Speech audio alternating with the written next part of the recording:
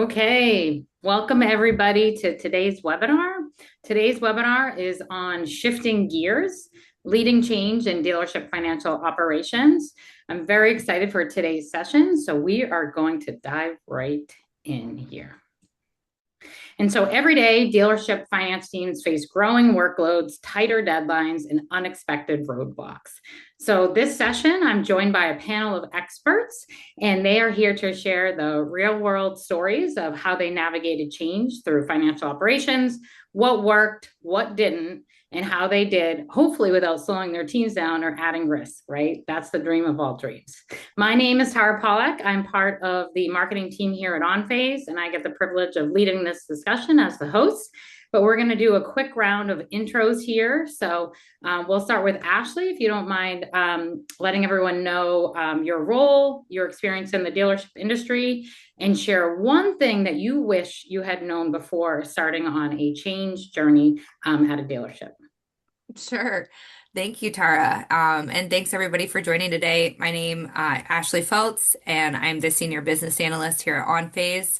Originally, I came from a team like Daniel and Billy here, working in the AP seat, and running a six rooftop dealership on the AP side, underneath the controller and CFO directly, and we had sister companies, a tire shop, a trailer shop, we had leasing, all running through the same AP process. And ultimately, that experience sitting there for 4 years gave me enough knowledge on the manual side to know that we needed to make a change. And I had a really cool team over at the dealership that was open to the change. And, we tackle things on a daily basis. So it was like, we have the right people, let's pull the trigger. And through that journey, we joined with onPhase. We were acquisitioned, which opened a door for me to either go with the dealership or start this adventurous journey here, actually on the onPhase team to be more of a, I guess you can say, voice from the dealer management industry. So here I am today, and the question you said, what would the one thing I'd say advice wise is just embrace it. Just embrace the change. You're evolving every day, you're problem solving every day. Automation is just going to help you scale and also draw out a lot of data points that you can't really measure or see from a manual process. Awesome. Thank you, Ashley. Yeah, no problem. Next up, Daniel. My name is Daniel Bilson. I'm the Chief Financial Officer for Roberts Truck Center. I have been in the dealership world for about 14 years now. Today we're at 8 locations, 8 rooftops in Texas and New Mexico. Um, the biggest thing I have with doing automation, we went from totally paper process to an internally built process, and then signed on with onPhase to make that process easier and more streamlined. You know, for change, you just have to embrace it, force it, to see the outcome at the end. Um, speeds up that process and gets everything in one spot versus just paper flying around everywhere every day. Awesome. Thanks, Daniel. And last up here, we have Billy. Hey y'all, my name is Billy Zala. I am the operation analyst for the TNTX group, which is Lone Star Truck Group and Tag Truck Center. We have 25-ish locations across 8 states. We started with a process that was very email based. Let's email it back and forth. Let's walk through this process, printing them out, marking on the sheet of paper, writing it down, and then scanning it in. We've evolved through, using this system, which has helped automate where you can have people sitting in multiple different locations doing the project without having to clog up people's emails. Um, I kind of go with Ashley. It's embrace it. In today's world with AI and everything else, if you don't try to figure out a way to take the manual processing out of everything you're doing in your company, you're going to find yourself behind. PO, especially when it comes to payables and things like that, automation, you're not going to get less work. Everything's going to get more. And trying to find a solution that will help you guide that process and take it one bite at a time. Take one piece of your process and think through it. If you try to look at the entire process, you're going to get overwhelmed and you're going to freak out. Take one piece of it, take one step of it, try it. You won't get it right the first time. I can tell you that. We've gone through a few different versions to try to get it right, and we finally are at a happy point with it. It just takes time, and don't get frustrated. That shows wisdom with that. Just think of Edison with his light bulb, and he said took him 1,000 times to figure out how to do it. And he once told someone, he says, "No, I found 999 ways not to make the light bulb." The same process. Awesome. Thanks, Billy. We've really just kicked off the discussion already, so those are all some really great points, and we'll get into more here. But I did want to. We do have attendees here that are not onPhase customers, and they might not know a little bit about onPhase. So I did want to briefly kind of cover where we fit in. So a lot of teams decide to work with onPhase.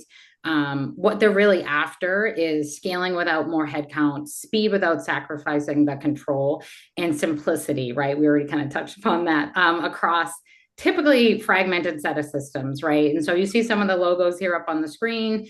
Some of these are not lightweight operations, right? Large distributed organizations, they have complex vendor or payment needs, and they've all chosen onPhase to really help modernize their operations. With that, as we all know, that process cannot happen without trust.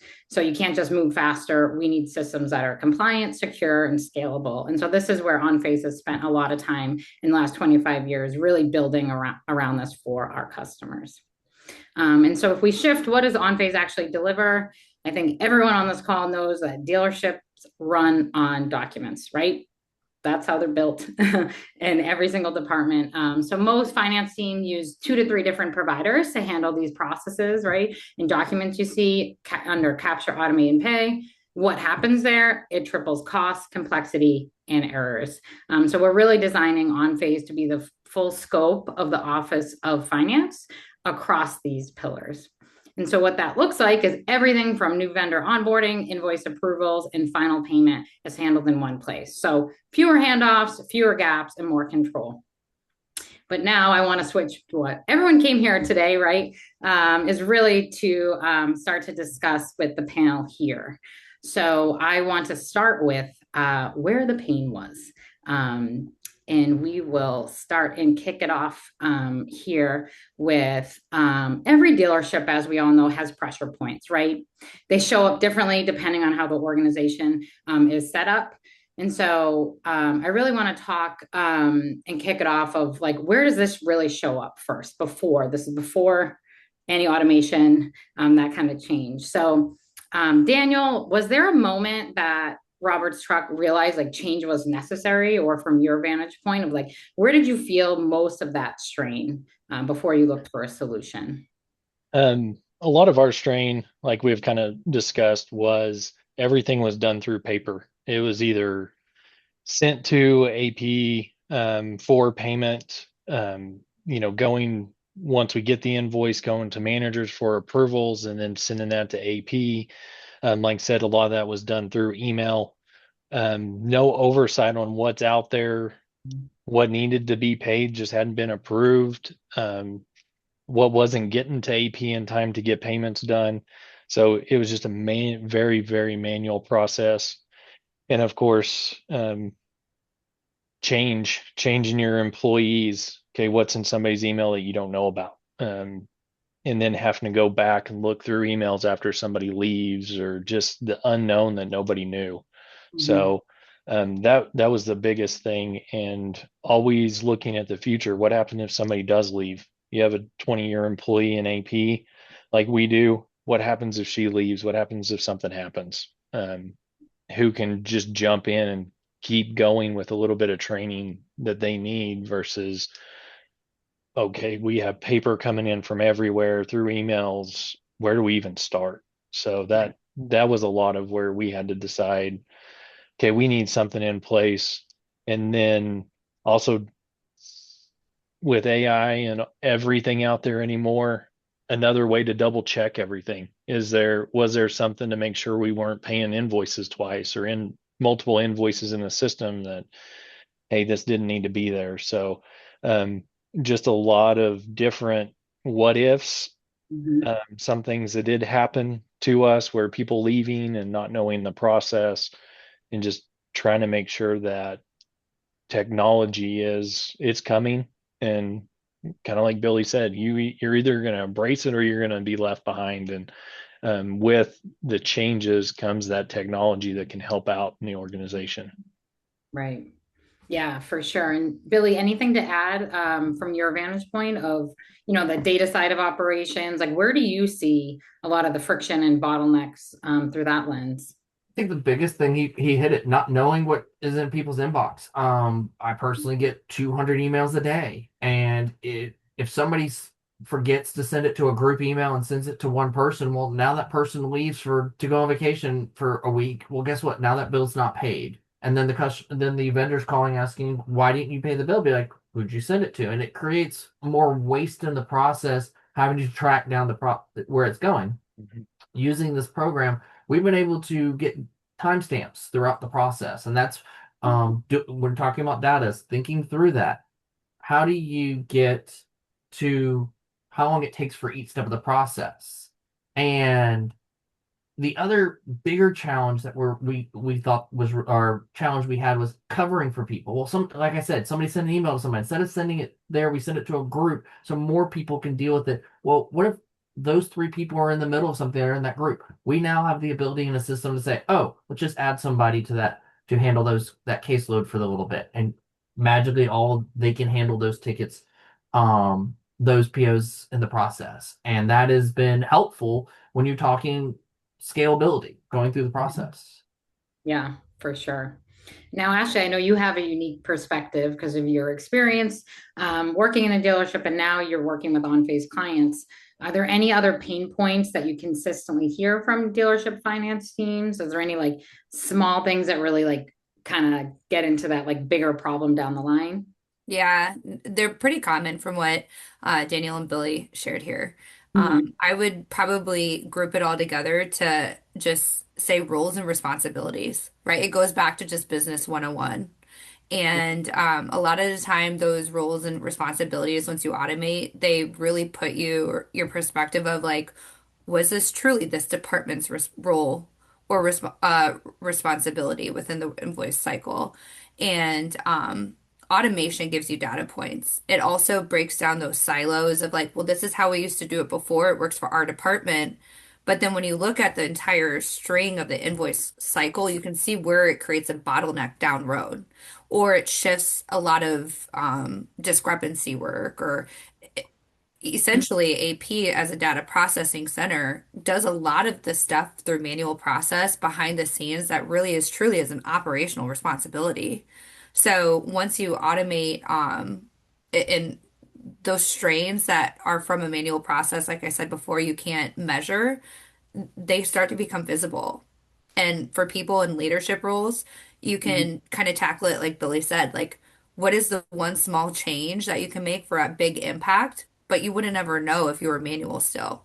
Automating provides that. And so I think it really shifts those gears for the DMS space to realize what I've identified with over my year of being here at onPhase.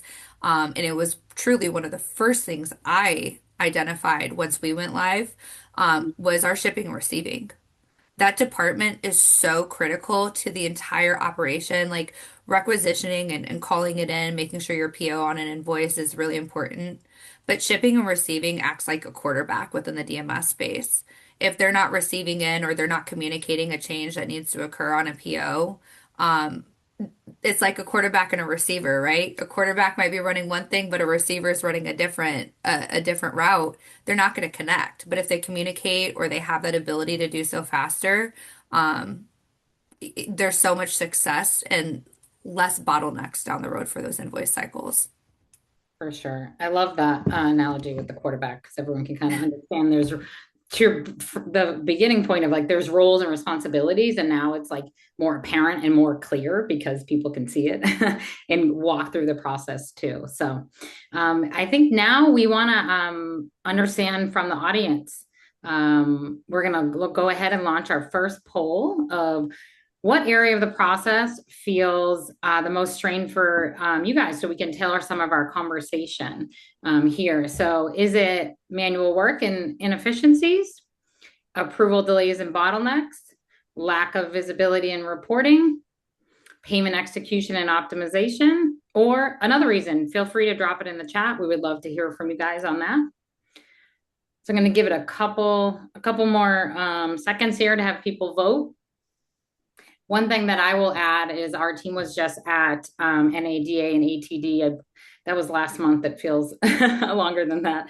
But one of the things that we constantly were hearing on the floor and in the sessions and everything at our booth was a lot around the approval delays and bottlenecks that Ashley was literally just talking about, that is definitely a strain that a lot of dealerships feel today. So that's something that definitely resonates with the onPhase teams that we hear from our the prospects and customers, and always wanting to improve it, right? Okay, I think we can go ahead and end the poll here. And it looks like we have about, oh my gosh, I don't know if this has ever happened. We have a tiebreaker here. So 43% said manual work and inefficiencies, 43 on approval delays and bottlenecks, and 14% on the lack of visibility and reporting. So any surprise here for the panelists, or just shaking heads like, absolutely. Yeah. Yeah. If you can measure it, you can improve it. Yes, I love that mentality.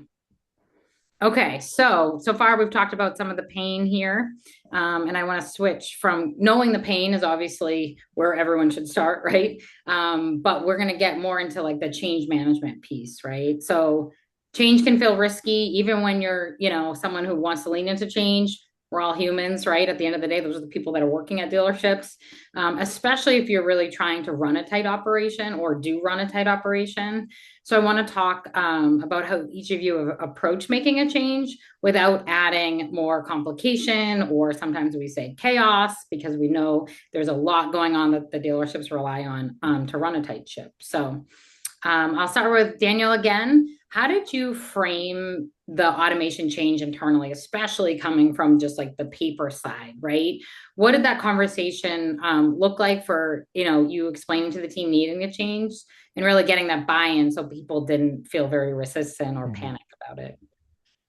So a lot of how I have kind of done some implementations in our organization is I kind of look for, is there a program that will help our organization run? Is there something out there that like onPhase does, it connects with our DMS system that we have? So will it connect? Will it make our jobs easier?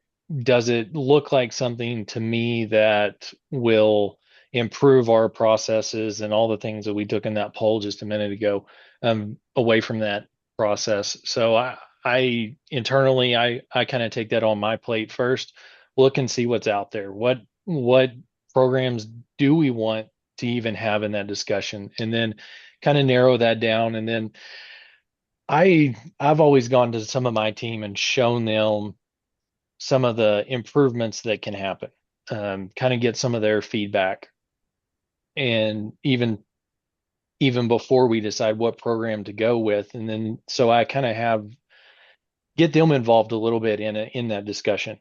And then once we do make the decision on where to go, get them involved in a lot of the process. I mean, there are certain processes that we have to get in place for everything to work, but have some of their buy-in into it of, hey, how does you want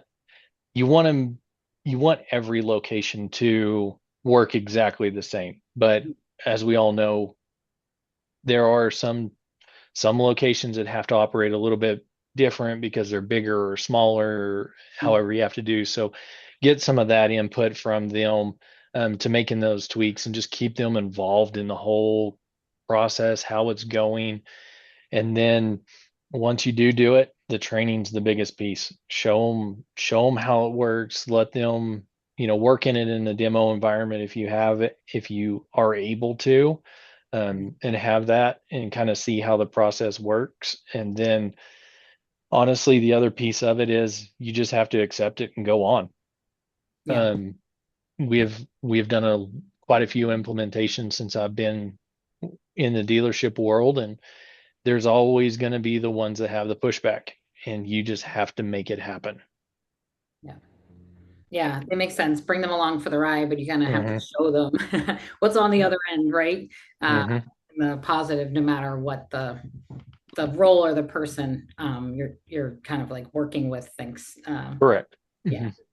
awesome, Billy. I know that you have the, I guess, privilege of monitoring, looking across systems from a data across many locations. Um, do you have a certain approach or something like in a rollout or something like this to try to protect the day to day, right? Because it all sounds great on paper, right? Of like, this is the end goal, this is the change, but in that time, you still have, right, all the responsibilities and everything that needs to happen during that implementation phase, right? So the biggest thing is when you're starting down this process, Daniel hit it thing. Communication is the big key. Communication, communication. Your frontline people know things that are doing things that you don't even know they're doing. And you have to have a conversation with them.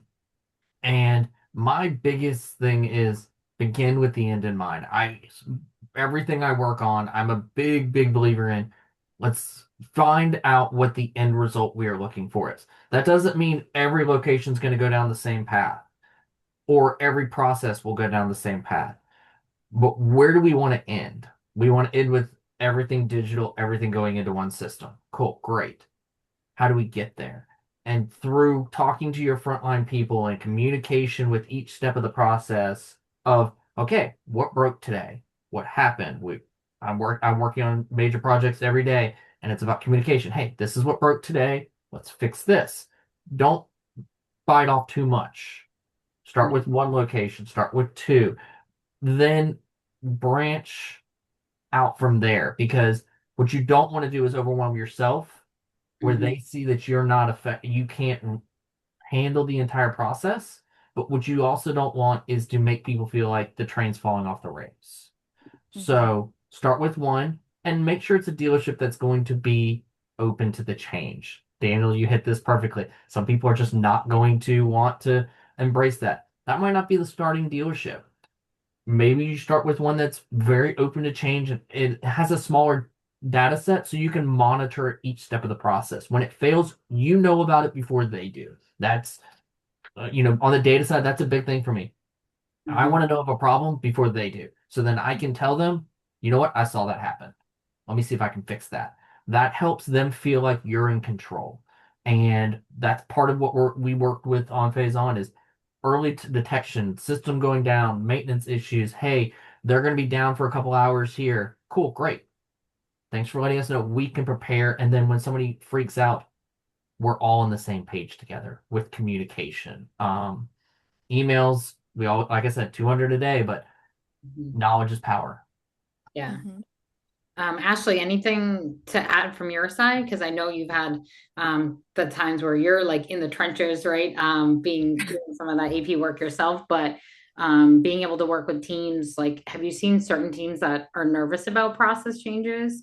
I mean, what they have kind of overcome that's like successful, or how to get people that confident, right? Because the change is going to come either way sometimes for certain people on the team, right? So what's Mhm. your perspective on that? Um, Well, to get people not nervous or to always be confident with change, I think that's kind of like a magic wand wish.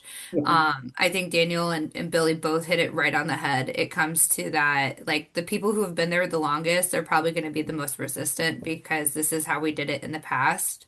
But regardless of the size of your company, and the people saying like, well, we used to do it this way, the data really just comes away, or the confidence and change comes from the data that comes within in the platform. I can't say that enough. And Billy, coming from an analyst point of view, probably understands what I'm saying. And Daniel probably gets that from his team when they look at, well, we need to change this process because you can see it doesn't line up, or this is where it breaks down. Um, there's always going to be that sensitive period when school life hits. People aren't going to want to do it, but there's so many different approaches, and that's where I think like the team here, when I say here, it's like the onPhase side is like if you want to roll out one, okay, let's do it. Like Billy said, let's scale from there, depending on how big your organization is. Do you have those key places? But at the same time, it's like Daniel and I said in the first part of this is we just have to embrace the change too, right? Otherwise, there's always going to be things we can find. And we have to reassure them that 10 years ago, we weren't where we are today. And the reason why we're making this change today is because we want to be in a different place 10 years from now. So, how can we look at the data and say, okay, what small change can we have a big impact on? That is a long-term change. It's not like we're changing it today and the next month it will be different. So, the confidence has to come from what Billy's saying, that leadership style, being on the same page, communicating. But then on the other side, like Daniel said, like embrace that tribal knowledge. And then take that tribal knowledge, pair together with what Billy said of the frontline employees, because there's definitely things, and I say this to leadership with a strong statement. There are things happening on the front line that you truly do not know happen, and that's either for the good or the bad. And so get that valuable data when you're going through implementation, validate it to see if this is the right process you want to move forward with your people, and then just embrace the change. I think confidence is something that they'll grow into. Mhm. Yeah. No, it's a great point. You guys are all kind of get going around that like confidence change that's coming and like figuring out the best way to navigate that. And obviously it looks different per dealership, but I love the advice of like start small, start something that you believe in, have the outcome, and really like push towards that, because we all know once people see that success or that data, it can sometimes open eyes, right? Because it's just sometimes scary to jump in for certain roles and teams. So which brings us to wanting to know from the attendees, our next poll. We'd love to hear from you guys. What do you believe is the biggest barrier to improving dealership operations that you see? Is it staff resistance or fear of change? Is it lack of clear processes? Is it day-to-day workload, too busy? Or limited visibility into current data KPIs? So we will give you guys some time to fill out the poll. Or, of course, you can put something other in the chat if something else comes to mind that doesn't fit into those categories.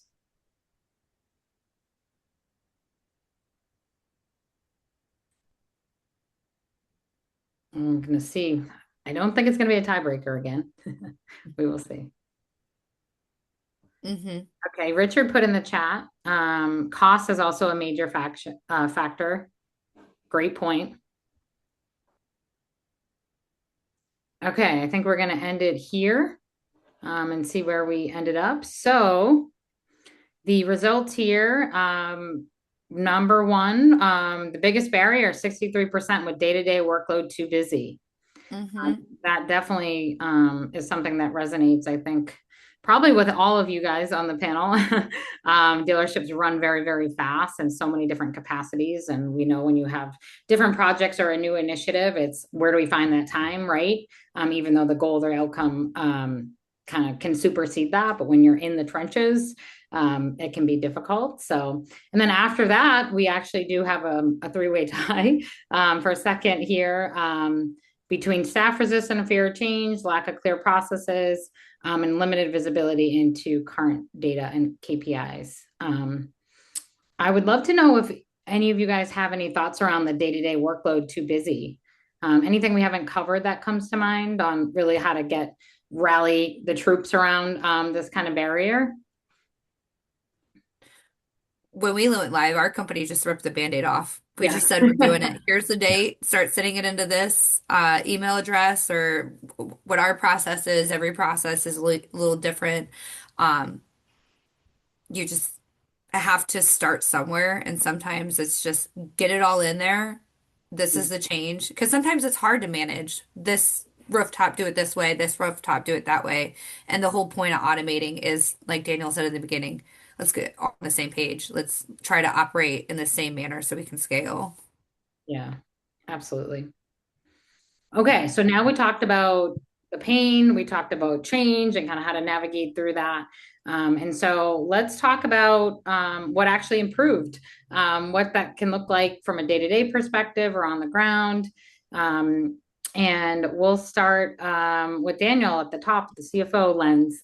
For Robert's truck, what really shifted after automation? Think after implementation, kind of a little bit down the line. What do you believe either yourself or your team can do now that they couldn't do before? So when we implemented onPhase, we had, like I said, we went from doing paper only, sending emails. Then after that, we went into a internally built program. So we were putting things in the DMS, and then we'd have to redo that same information in our internally built system so we could see it all. And then once it got to AP in that internally built system, we'd have to go put it back into Proceed to do the check cutting and all the AP side of everything. So what the automation really cut down on the amount of time that we're duplicating everything. Stuff feeds back and forth from Exceed. Yes, we're working in two systems where before we were working in four different systems to get everything sent from the time we got the invoice to the time we actually made payment. We're in four different systems to do everything. So everything is more now. We only use our DMS. We use onPhase, and like I said, the technology behind it double checks a lot of it for us. Use that capabilities. So what that has done is it's taken the people that are responsible for the AP at the locations, has reduced how much time they have to spend on the AP side of it, so they can spend more time at the location doing what they need to at the location, supporting the staff at the location, doing all their daily duties and not being so overwhelmed with just the AP process. Mm-hmm. So what on the AP side, what you find out is that gets pushed to the side when more other things come up. So, I'll just do that later. So that's kind of eliminated some of that, so they just have more time in their day to handle all of their duties, so they can get it done quicker and move on. Yeah. Yeah. And that is like what we're hearing is the typical journey. People think like, oh, automation, like it's like quick and immediate. But when you go through that journey, it's like as long as you're moving forward, right, in the change of paper to an internal process to now having a more of a technology automation vendor. And sometimes I think a lot of dealerships we talk to are thinking of like the big long-term goal, right? But we always talk about like you have your day-to-day operations, right? That you still have to maintain. And to your point, Correct. the staff has other responsibilities of things that they need to do. So that's interesting that it's like definitely a commonality that we're seeing for sure. And Billy, I was wondering around, and you can give us I know you do a lot of other projects and stuff around data and automation, but did you ever have like an aha moment that whether it's through the improvements or data that you could actually show back to the team of like, hey, look where we've come. Like, I know you were talking a lot about like the goals and the outcomes, like of showing that back to the team or anything that was surprised on like the change of before and after. How about just their desk not being covered in paper? Like, I think a lot of the times, we try to get things moving to a computer, but I mean, we still print out thousands of sheets of paper every day. Somebody sends it in an invoice. So instead of just putting that into a system and looking at it on a screen and then putting it and then it being paid through other automations later down the process, no, we print it out, we write on it, then we scan it back in, then we send it to somebody who then turns around and cuts a check, then turns around and pays it. And it's just each step of the process, you're like, but why are we doing this? And then we just keep stacks of paper. I mean, it's the old, what's that old Dilbert cartoon where you just had stacks of papers all over him? And the idea is, how do we not have that?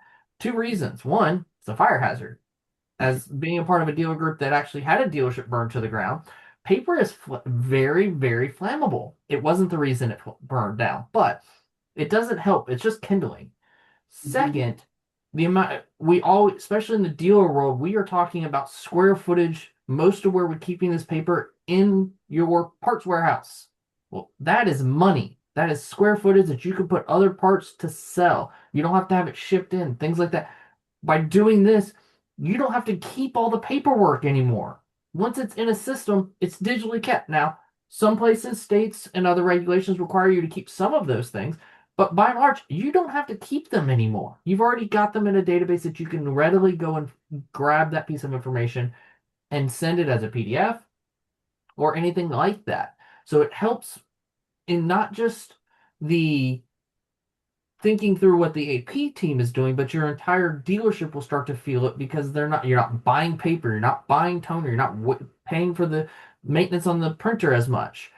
Then you're not wasting your people aren't walking back and forth to a printer, or they're not having to take that paper, put it in a box, and then put it in a warehouse, or a trailer. However, some dealerships like to handle that. But these are things that just you don't think about until you're like, oh, well, Mhm. that's fun. But I mean, you also get quick turnaround times on payment of checks. If it comes in digitally, you can turn around, put it in the system, get the check cut without having to sit there and spend 7 minutes printing it out, writing on it, and all of those things in the process. It cleans a lot of those things, and there's a digital trail behind all of it. Yeah. Yeah. I love the answer because it can be as simple as that, but that's actually like a major impact to the whole dealership.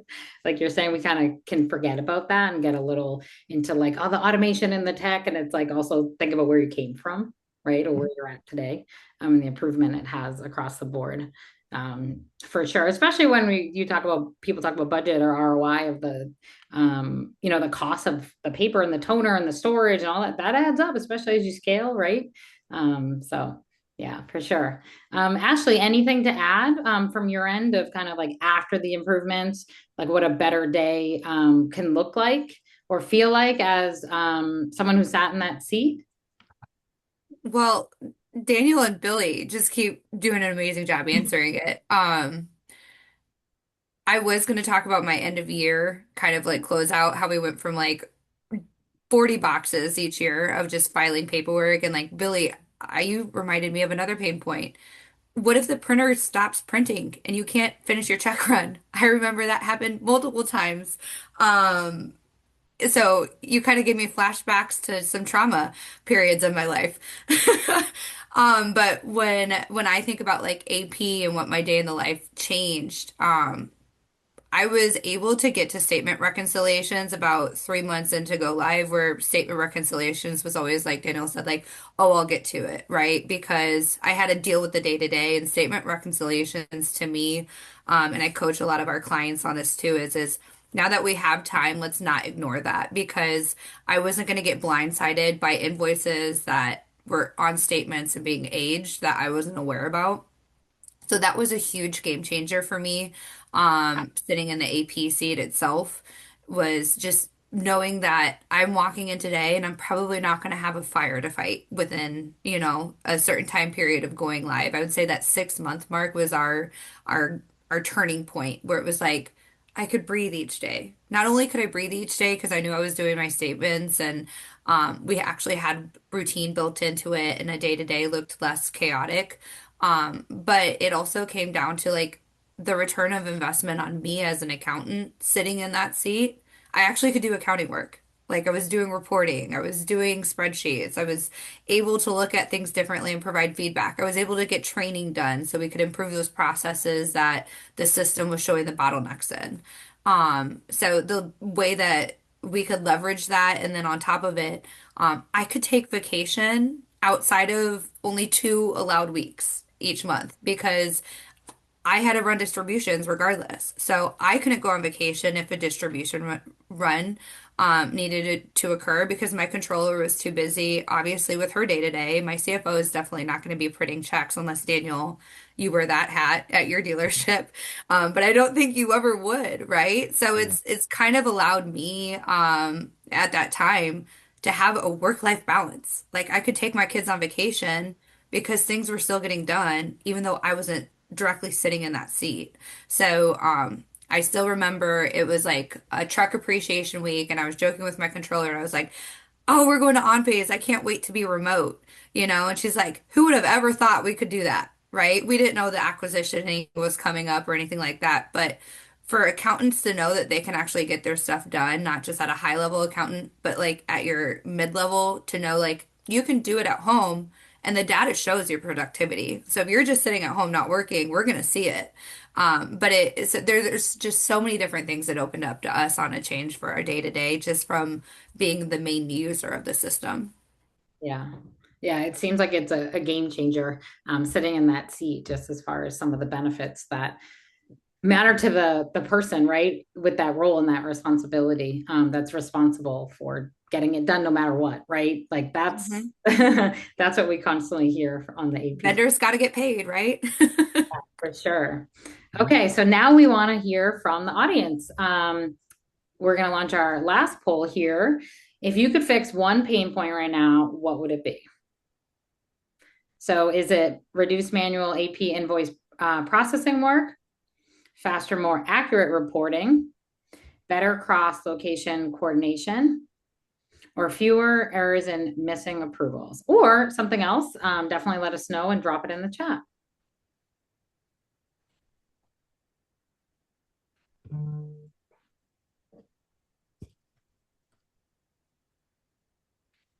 All right. Looks like it's a little neck and neck. We got one pulling ahead. Oh, we got another coming in.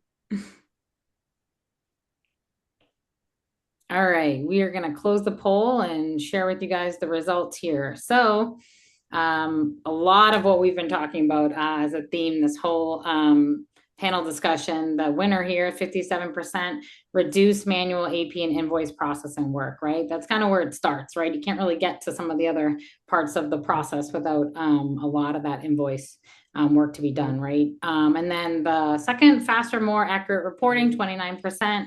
And then better cross-location coordination is the third. Okay, so our last little panel discussion here, we are going to talk a lot about kind of the lessons and advice, and you guys have been giving advice every single part of this webinar so far, but I want to get real about, from each of your perspectives, what you would do differently, maybe what surprised you, and then advice. I think that's the biggest thing why we have people joining, right? Really trying to have some key takeaways. So I'll start differently here with Billy. What would you tell someone else that's sitting in your seat, in your role at a different dealership, prior to using AP automation? Any advice that you would give to somebody? I love Walt Disney. I think he's got a lot of great things he did in his life. I'm a big Disney fan. I think his quote fits best. It's the way to get started is just quit talking and begin doing. Like just start using it, start practicing using it. You're gonna figure out what works well for you in the process. And if you sit there and just keep talking, you'll never get to the results that you're looking for. Just throw it out there, throw a landmine in the middle of the room and say, okay, now let's see where we have to go from here. And that's where a lot of things you do in life is that same process. And is it scary, or you're gonna have people freaking out? Absolutely. Now you just got to figure out how to manage the people side and say, okay, it's okay. We're not getting rid of you. We're just changing how you do it. Mm-hmm. Instead of a paper, it's a 24-inch monitor. Okay. Yeah, Same thing. real world example. Instead of Talk about staples, magic. it's a click. Yes, it's magic. You just click around on a screen. It just works so much better. So, Awesome. What about you, Daniel? What advice would you give to another CFO sitting in kind of the seat where you were at before, bringing on a AP automation partner? Jump in and don't be scared. That, we, as an accounting person, as the CFO, you're always looking for the perfect fit. You're something that you'll go through 100 demos and you'll find some reason why it doesn't fit your organization. But find the one that works, and jump into it. You'll save hours of time, um, by not having to do all the paper stuff like Ashley was saying earlier, signing checks, reviewing things on paper. Let the AP automation do it for you. It'll save your time, your employees' times. And once you're on and get on, don't give up. There's always going to be hurdles in the beginning. So we had them. a lot of other dealers I've talked to, once they get on there, there's something that's not working, and just make sure whoever you go with, whether it's onPhase or whoever, just keep pushing to get it fixed and done how your organization wants it. Um, in the end, if you put in the time to get it done and set it up, you'll see a huge improvement. You just can't, oh, it's not working and give up. Just keep working at it and go on. And like Billy said, there's always going to be the people that resist it or don't want to use it, and force it to happen, because it does it. The time savings and everything on the back end is why we do it. Awesome. And Ashley, any advice that you would give from your perspective? Well, I was going to say embrace the change, but these guys hit it right on the head. Yeah. So I'm going to pivot Okay. and I'm going to say think creatively, because processes that CFOs and accountants are trained and taught on typically may be great for the old way of doing it. But when you go automated, you can think out of the box and you can leverage technology with your people and processes now. Whereas before it was mostly being taught people and process.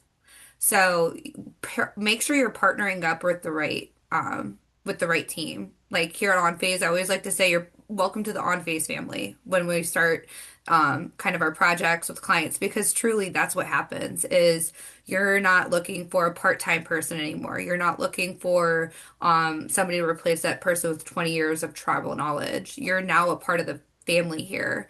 And I can't speak technical terms, so by no means will I take us to that level, but I consult with our techs all the time on, hey, this is the hurdle we're trying to solve with this client. I think out of the box all the time. And usually there's a way we can match technology and process to think differently. So that's, I think, pivoting to that answer is my final answer. Thank you for letting me share. That was awesome.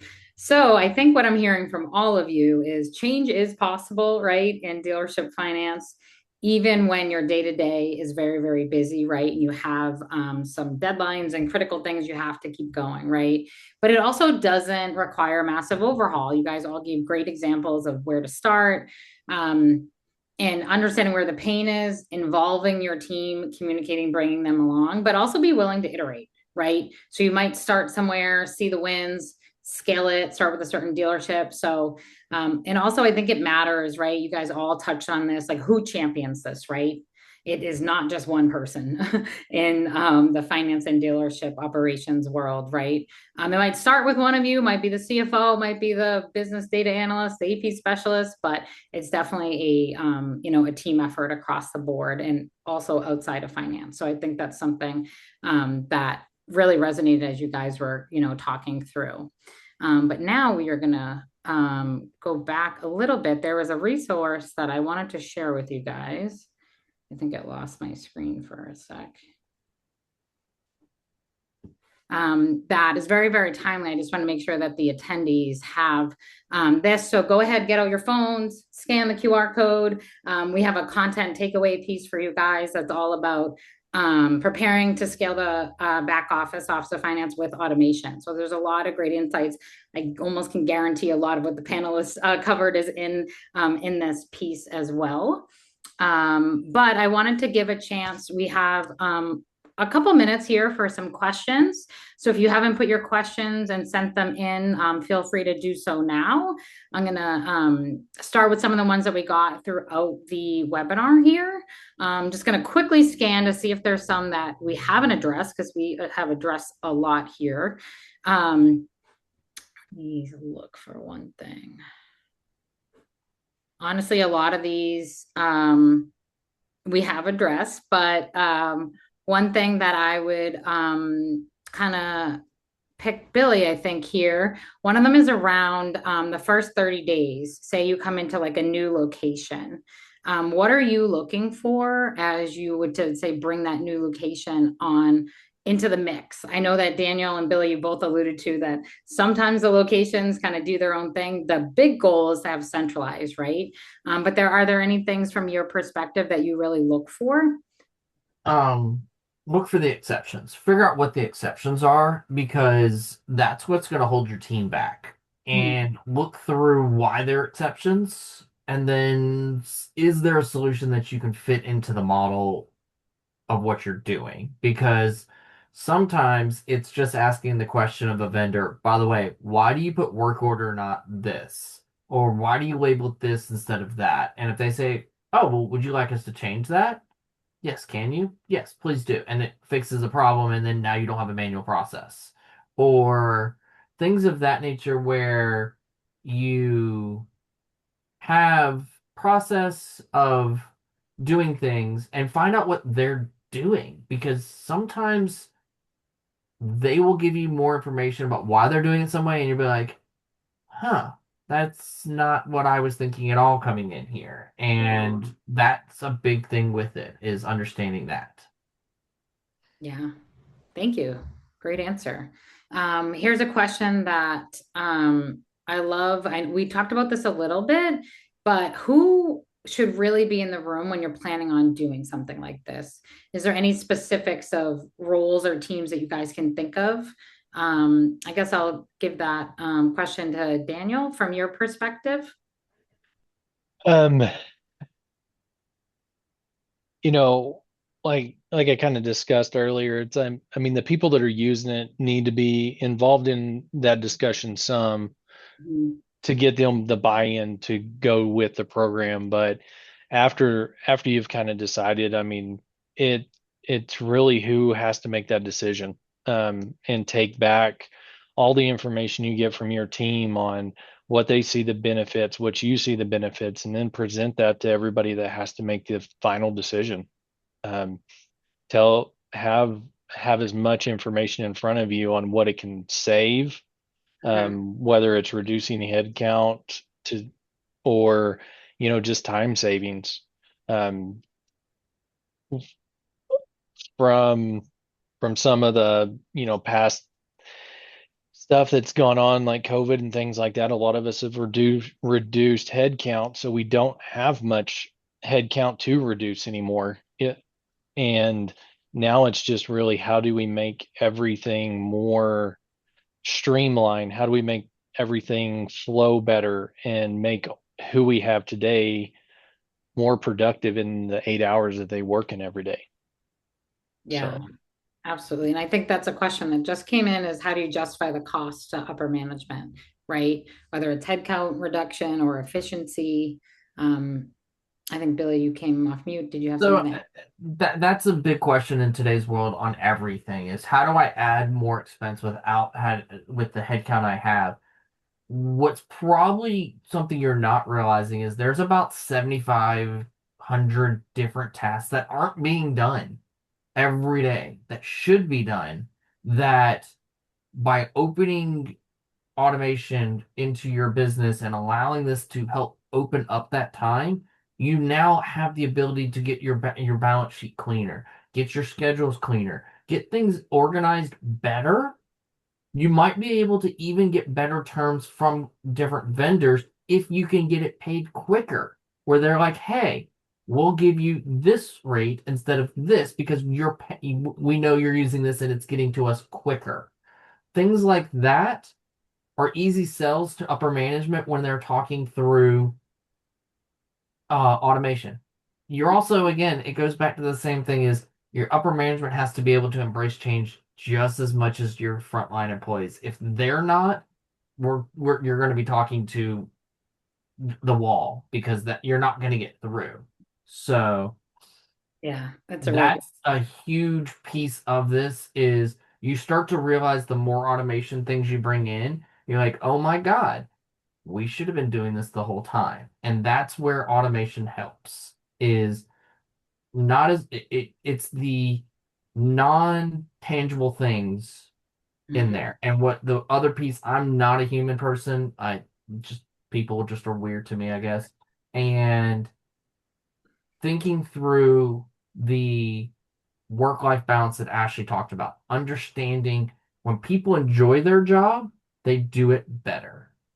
Mhm. I And like, if go ahead. no, no, no, finish. Please. And that's a big piece of it. If they enjoy it, they take better responsibility and they want to do more. If you don't and you stress them out, most of the time it's gonna burn them out, or they're just not gonna do certain things. So that's a huge piece of this that sometimes you can't put a number on. Mhm. I love that you shared that because instead of headcount reduction, I like to say headcount allocation. How can you allocate these people currently sitting in a seat that have tribal knowledge within the organization to touch the things that Billy is saying still need to get done, but just haven't because you haven't had the time or the resource? We're opening that door for you to do so. It's just allocating your current resources to make it scalable. Again, your goal isn't to stay where you're at today, it's to grow. So, how can we increase sales? How can we be more organized to figure out where in the market should we be sending our parts managers so that way, or service managers? So we're filling the base more. We're getting more service orders or parts orders and more. Resource allocation is Yeah. to me the answer. Yeah, that's such a good point. That at the same time, it can be hard, right, to put that in an ROI, but it's also if you can tie it back to the business, right, and the impact, to your point, Ashley, of all these other things, that there's goals for the dealership, then you start to see people's heads turn and understand why pushing for automation really makes sense. All right, so we have time, I'm going to say, for one more question here. I'm going to direct it towards Ashley. Is there anything we have not covered on how you keep momentum after initial wins of adopting automation, like through implementation? Yeah, I would say process documentation is something that, I mean, every company truly is challenged with. Mhm. But we allow you to have time, just write it down, start somewhere. Just put the date to it. And then maybe next quarter you improve that policy and you communicate it out to the teams. To me, providing that is really key because your system's going to hold accountability because it provides the audit trail. But let's align those processes, like Daniel said, so that way our operations are operating in the same manner. Sure, there's always going to be those exceptions, but start creating policies for automation today. So that way, as you do grow and you scale, you can hold people accountable to SLAs, to their daily roles and responsibilities, because things are changing. And so we crave clarified communication. People truly crave that. So if you can tell them what they're doing each day and what they're responsible for, like Billy said, they're going to feel more valued because they understand what they're supposed to do each day. They know what their objective is when they walk in on Monday morning. They know what their goal is to meet by the end of the week or the end of the month. So I think policy creation is really important. Awesome. Well, thank you guys so much. We really, really appreciate your time today. But we have a winner here that we want to give away. Our giveaway for this webinar was a Yeti cooler, and the giveaway is for Richard Schumann. So we will be reaching out to you after the webinar so you can claim your prize. But I do want to thank the panelists so much for their time today and all of their insights. You guys shared so much knowledge, and we really appreciate your time and everyone for joining in today. So thank you guys all so much. Thanks, guys. Thanks, Daniel. Thanks, Billy. Thank Appreciate y'all. it, Tara. All right. Take care. Thanks, guys.